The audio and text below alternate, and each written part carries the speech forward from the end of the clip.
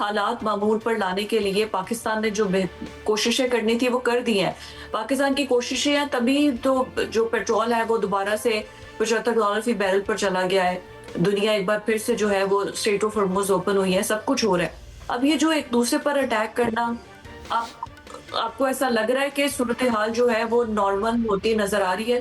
देखिए, दोनों कंट्रीज ने वर्ल्ड प्रेशर के अंडर आके एक मेमोरेंडम ऑफ अंडरस्टैंडिंग तो साइन कर दिया, लेकिन उसके बाद अपने अपने मुल्कों में उनको बहुत ज़्यादा क्रिटिसिज्म का सामना करना पड़ रहा है।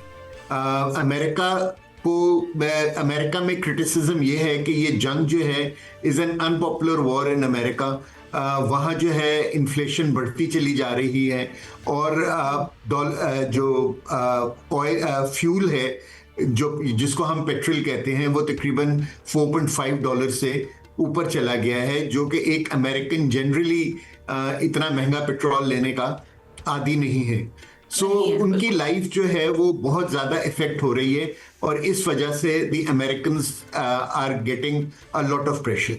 नंबर 2, जो अमेरिका के अंदर जो इजरायली लॉबी है जिनको एपेक के नाम से कहा जाता है, वो भी जो है वो किसी इस मुआहदे से इतने खुश नहीं है और इजराइल के बिहाफ पर वो अमेरिकन एडमिनिस्ट्रेशन पे प्रेशर डाल रहे हैं कि कुछ ना कुछ करें जिससे क्या कहते हैं इजराइल की वो सुक्की ना हो जो इस वक्त हो रही। दूसरी तरफ ईरान में भी जो जनरल पब्लिक है वो समझती है फिजा साहिबा कि वो ये जंग जीत चुकी है और वो जो स्विट्जरलैंड उनकी टीम गई थी वो बहुत अनपॉपुलर स्टेप था उस टीम की तरफ से। ईरानियन पब्लिक ने उसको बिल्कुल पसंद नहीं किया था। वो लोग भी अंडर प्रेशर हैं। जो दोनों पार्टीज हैं इस वक्त अपनी अपनी ईगोज और अपनी अपनी लिमिटेशंस के अंदर फंसी हुई हैं। तो और मेरे नज़दीक जो सबसे बुरी चीज़ इस वक्त हो रही है वो ये हो रही है कि इस MOU की इम्प्लीमेंटेशन को पब्लिक में डिस्कस किया जाए।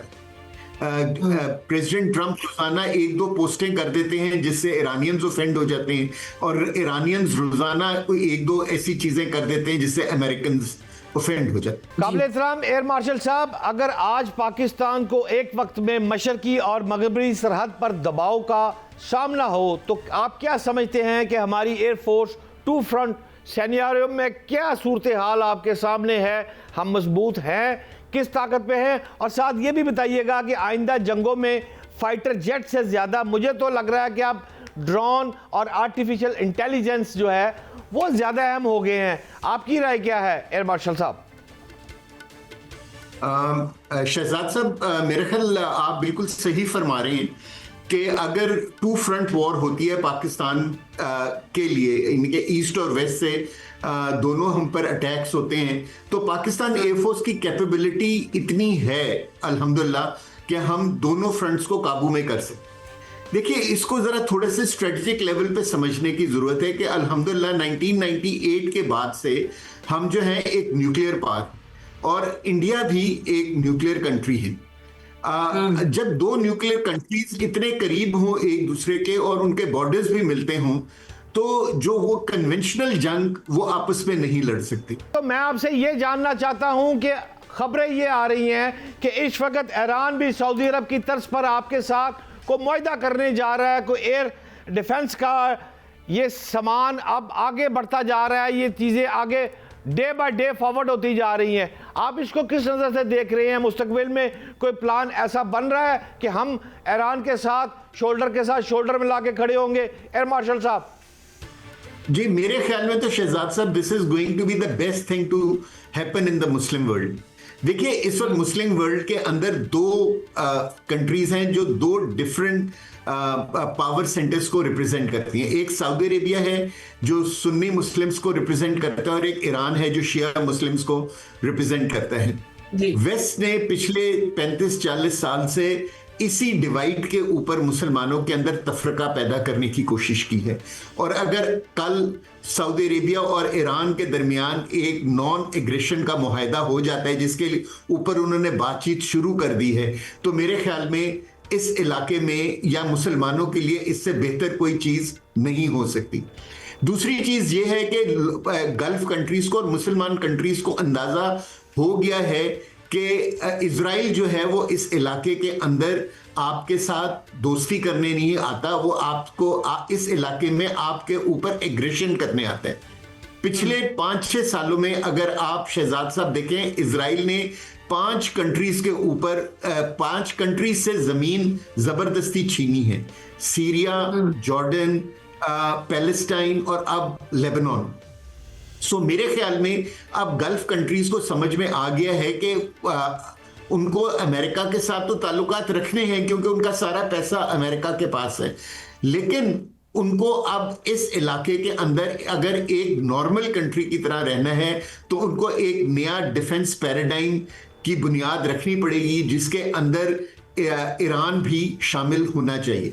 और मेरे ख्याल में अगर ये डिफेंस पैराडाइम बनता है तो इस डिफेंस पैराडाइम को लीड पाकिस्तान कर सकता है, क्योंकि पाकिस्तान इस वक्त मुस्लिम दुनिया का वाहिद मुल्क है जिसके ऊपर सारी मुस्लिम कंट्रीज को कॉन्फिडेंस है। ईरान को भी कॉन्फिडेंस है, सऊदी अरेबिया को भी। साहब, क्या कोई ऐसी बात भी आपके नॉलेज में आ रही है या मुमकिन तौर पर हो रही है कि ईरान से तेल के बदले आप हमारे JF थंडर तैयारे 17 जो हैं वो हम उनको प्रोवाइड करेंगे? कोई इस तरह की मामला भी आगे बढ़ते नजर आ रहे हैं आपको मुस्तकबिल में?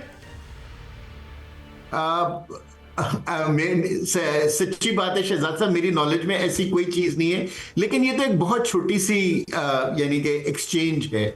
देखिए, पूरी दुनिया के अंदर जो है डिफेंस इक्विपमेंट जो है वो एक एक्सपोर्ट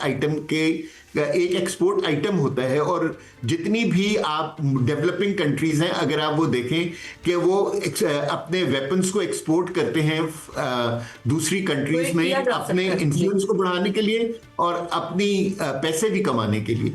सो मेरे ख्याल में अगर ईरान के साथ कल हमारे ताल्लुक यानी कि हम एक इस तरह की डील कर लेते हैं कि जिसके बदले हमें उनको JF-17 देने पड़े तो कोई बुराई नहीं है, और मेरा ख्याल है कि अगर इस तरह की चीज हो जाएगी तो हमारे ताल्लुकात और बेहतर हो जो कंट्री है वो ईरान है, और ईरान पर जो सैंक्शंस हैं चाहे अपलिफ्ट कर भी ली जाती हैं उस पर ट्रेड के हवाले से या वैसे, तो आपको लगता है कि फिर भी ये चीजें वेस्ट के लिए काबिल कबूल होंगी? वो अभी भी कभी भी नहीं चाहेंगे कि MOU हो जाए, जंग बंदी हो जाए, सब कुछ हो जाए, उसके बाद भी ईरान स्ट्रांग हो।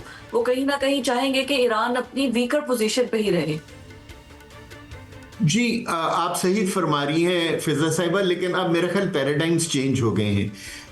शायद फरवरी से पहले तो उनकी ये स्ट्रेटजी कामयाब भी हो रही थी और ईरान इतना विजिबल भी नहीं था, लेकिन देखिए जब से पूरी दुनिया ने ये समझ लिया है कि ईरान ये जंग जीत चुका है, और ख़ास तौर पर अगर आप देखें कि इवन इजरायली पब्लिक भी जो है उनमें 92% समझते हैं कि ईरान ये जंग जीत चुका है। अब ईरान को पीछे करना बहुत मुश्किल होगा, और अगर उनके हाथ में स्ट्रेट ऑफ हॉर्मुज़ भी आ गई है, सो जहां उनके पास एक एसिमेट्रिक वॉरफेयर कैपेबिलिटी थी, अब उनके पास एक जो स्ट्रेटेजिक कैपेबिलिटी भी उनके हाथ में आ गई है।